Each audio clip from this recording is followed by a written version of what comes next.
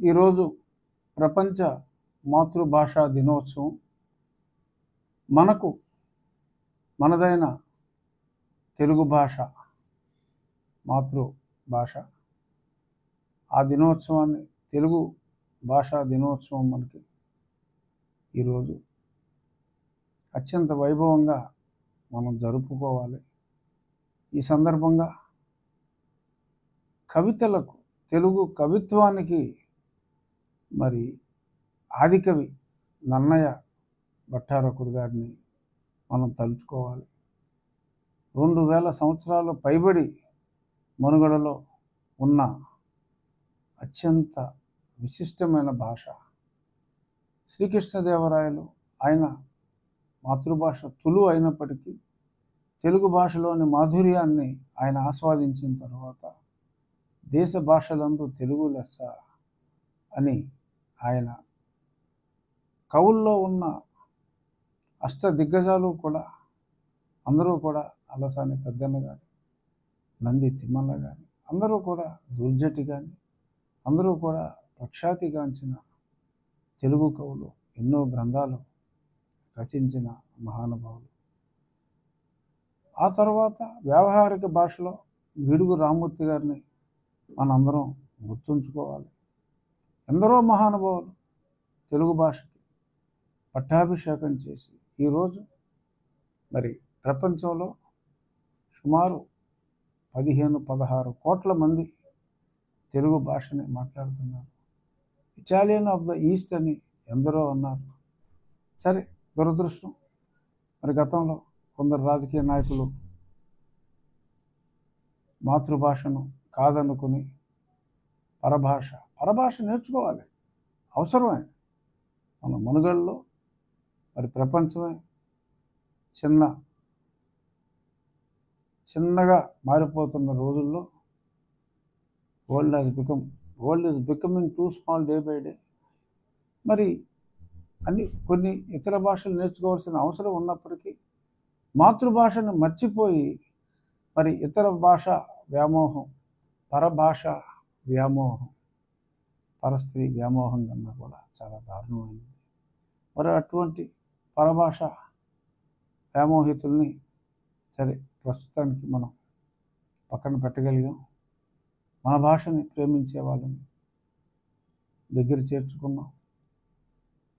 తెలుగు భాష గురించి ఎన్టీ రామారావు గారు ఆ రోజుల్లో మరి తెలుగు భాష మనది, నిండుగా వెలుగు భాష మనది, వచ్చిండన్నా వచ్చాడన్నా, అంటే వచ్చిండు అని అన్నా, వచ్చాడు అన్నా, వరాల తెలుగు ఒకటేనన్నా అని మనకు ఈ మధ్యకాలంలో తెలుగు భాషకి ఒక గ్లామర్ అద్దింది స్వర్గీయ నందమూరి తారక రామారావు గారు, మహానుభావుడు.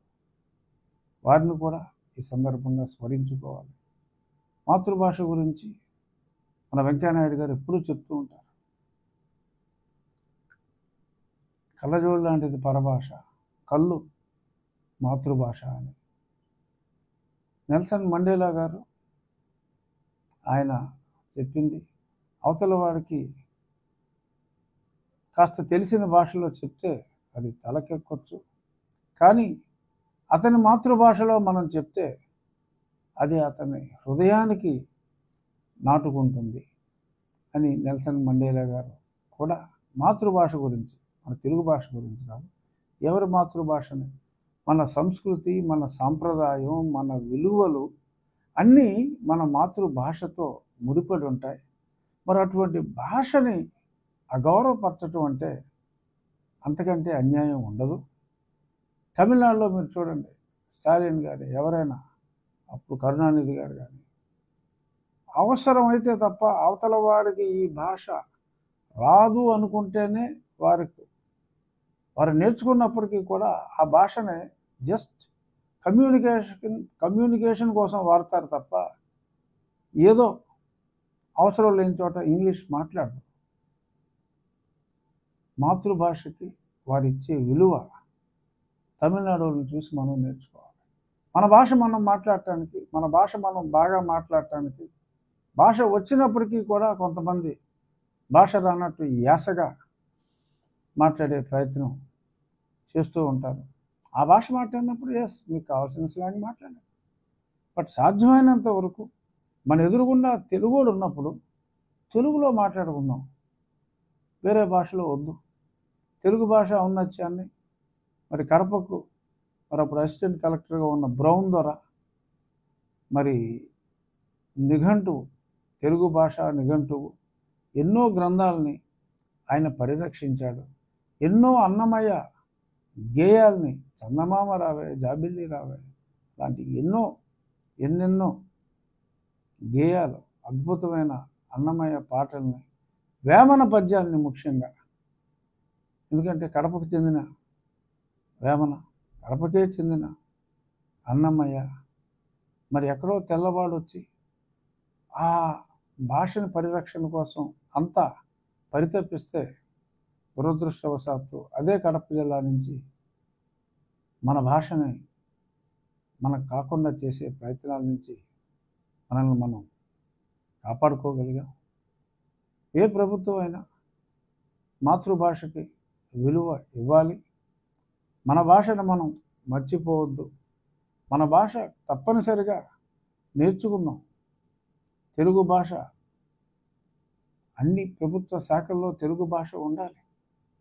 Medium of education is totally different. Science నువ్వు ఏ భాషలో చదువుకుంటావో వేరు.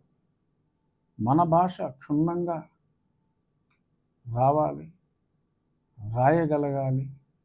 చదవటం, రాయటం, మాట్లాడటం ఒకటే కాదు, చదవటం, రాయటం కంపల్సరీగా మన మాతృభాష ఉండాలి.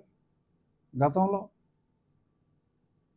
నేను అప్పటి ప్రభుత్వానికి, ఆ ప్రభుత్వంలో ఎన్నికైన ఎంపీగా గ్యాప్ అనేది ఈ మాతృభాష దగ్గరే మొదలైంది. వెంకటేశ్వర స్వామి భూములే కాకుండా ముఖ్యంగా ఈ మాతృభాష దగ్గరే మొదలైంది. మాతృభాషకి విలువ ఇవ్వటం కోసం నేను ఎటువంటి వారినైనా ఎదిరిస్తాను. మాతృభాషని కాపాడుకోవాలి. కొందరు అడగచ్చు, మీ పిల్లలు ఏ మీడియంలో చదువుకున్నారు?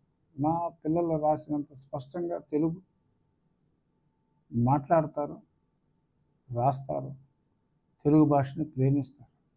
అందుకే చెప్తున్నా, medium of education is totally different than learning mother tongue. Telugu సంస్కృతిని, సాంప్రదాయాలు మనకు గుర్తుండాలంటే ఇది ఉండాలి. సో కాబట్టి ఈ రాష్ట్ర ప్రభుత్వం తెలుగును ఒక భాషగా గౌరవించాలి. మన భాషను మనం ప్రేమించాలి, గౌరవించాలి. మన భాషా ప్రముఖుల్ని ఎటువంటి పద్యాలు మన భాషలో ఉన్నాయి. తిరుపతి వెంకట కవులు ఎటువంటి పద్యాలు రాశారు. వచనం, గద్యం అత్యద్భుతం తెలుగు భాషలో. సో మరొక్కసారి తెలుగు భాషా ప్రేమికులందరికీ ఈ సందర్భంగా నా హృదయపూర్వక అభినందనలు తెలియజేస్తూ, తెలుగు భాషని సుసంపన్నం చేయటానికి నడుం కట్టిన అలనాటి ఎన్టీఆర్ గారికి, ఈనాటి వెంకయ్యనాయుడు గారికి, ఇంకెందరో భాషా ప్రేమికులు అందరికీ, మన N V Ramana garu former justice, chief justice of India, వారు కూడా తెలుగు భాష గురించి ఎంతో మరి కష్టపడి ఎన్నో సమావేశాల్లో పాల్గొన్నారు. అలాగే ఈనాటి మా శాసనసభ్యుల్లో మండలి బుద్ధప్రసాద్ గారు తెలుగు భాషకి వారిచ్చే ఆ గౌరవం నిజంగా మరవలేనిది. అలాగే మరి నా అభ్యర్థన, ఎమ్మెల్యేలందరూ కూడా, ఎమ్మెల్యేలనే కాదు, వారి వారి నియోజకవర్గాల్లో కంపల్సరీగా తెలుగు అనేది అధ్యయనం చేయని వారు లేకుండా ఉండాలి అని చెప్పి ఈ మంచి రోజు మనం అందరం ప్రతిజ్ఞ చేద్దాం. తెలుగు భాషను ప్రేమించే వాళ్ళనే మనం ప్రేమిద్దాం. పరాయి భాషని ద్వేషించమంటున్నా. మన భాష కన్నా పరాయి భాష అని ప్రేమించే వాళ్ళని మార్చుదాం, వాళ్ళ మైండ్ సెట్ మార్చుదాం. జై తెలుగు, జై తెలుగుదేశం. Thank you. మిర్చి రైతుల సమస్యల మీద ఈరోజు చర్చ జరుగుతుంది సార్ కేంద్రంలో. దీన్ని ఎలా చూడాలి? మిర్చి రైతుల సమస్య ముఖ్యమంత్రి గారు చాలా ప్రత్యక్షంగా మరి ఆయన ఢిల్లీలోనే అది టేకప్ చేయడం జరిగింది. దీనికి శాశ్వత పరిష్కారం డెఫినెట్గా ఆ స్పైసెస్లోంచి ఆ మిర్చి బోర్డుని మిర్చిని సెపరేట్ చేసి, మరి మిర్చి అంటేనే గుంటూరు కారం, మరి మిర్చిని ఒక మిర్చి బోర్డు లాస్ట్ టైం ఎలా అయితే పసుపుకి ఒక సపరేట్ బోర్డు ఏర్పాటు చేయడం జరిగిందో స్పైసెస్ నుంచి తీసి, డెఫినెట్గా ముఖ్యమంత్రి గారు ఈరోజు తలుచుకుంటే ఆయనకున్న విశిష్టతకు డెఫినెట్గా ఇక్కడ కూడా కూటమి ప్రభుత్వమే ఉంది కాబట్టి స్పైసెస్ బోర్డు నుంచి సెపరేట్ చేసి మిర్చికి ఒక సపరేట్ బోర్డు ఉంటే ఈ సమస్యకి శాశ్వత పరిష్కారం ఉంటుంది. మంచి మార్కెటింగ్ ఫెసిలిటీస్ వస్తాయి. ఎందుకంటే 60 స్పైసెస్ ఉన్నప్పుడు ఫోకస్ కష్టం అవుతుంది కాబట్టి డెఫినెట్గా నా ఉద్దేశం, కొంతమంది ఎమ్మెల్యేలు కూడా మాట్లాడారు నాతో ఈ అసెంబ్లీ సమావేశాల్లో దీని గురించి మాట్లాడే అవకాశం కూడా మాకు కావాలని. తప్పకుండా వారికి అవకాశం ఉంటుంది. డెఫినెట్గా శాసనసభలో కూడా ఈ మిర్చి సపరేట్గా మిర్చి బోర్డుకి మేము డిమాండ్ చేస్తామని చెప్పి కూడా కొందరు ఎమ్మెల్యేలు, ఆ గుంటూరు ఆ ప్రాంత ఎమ్మెల్యేలు కూడా మాట్లాడటం జరిగింది. డెఫినెట్గా రాబోయే రోజుల్లో చంద్రబాబు నాయుడు గారి పరిపాలనలో మిర్చి రైతులకు ఎటువంటి ఇబ్బంది ఉండదు అని నా విశ్వాసం. సీఎం జగన్ సెక్యూరిటీ కోసం ఈరోజు లేఖ రాసేసారు గవర్నర్ గారు. అంటే అసలు ఎలక్షన్ కోడ్ ఉన్నప్పుడు జగన్మోహన్ రెడ్డి గారు వెళ్లకుండా ఉండాల్సింది. అనుమతి కూడా ఇవ్వలేదు నాకు తెలిసిన ప్రకారం. అనుమతి లేని చోటకి మరి వెళ్ళినప్పుడు ఆయనకున్న పర్సనల్ సెక్యూరిటీ ఆయనకున్నారు. మిర్చి యార్డ్లో సెక్యూరిటీ పెట్టలేదనేది అభియోగం. ఆయన మిర్చి యార్డ్కే వెళ్ళకూడదు అనుకున్నప్పుడు మిర్చి యార్డ్లో సెక్యూరిటీ ఎందుకు పెడతారు?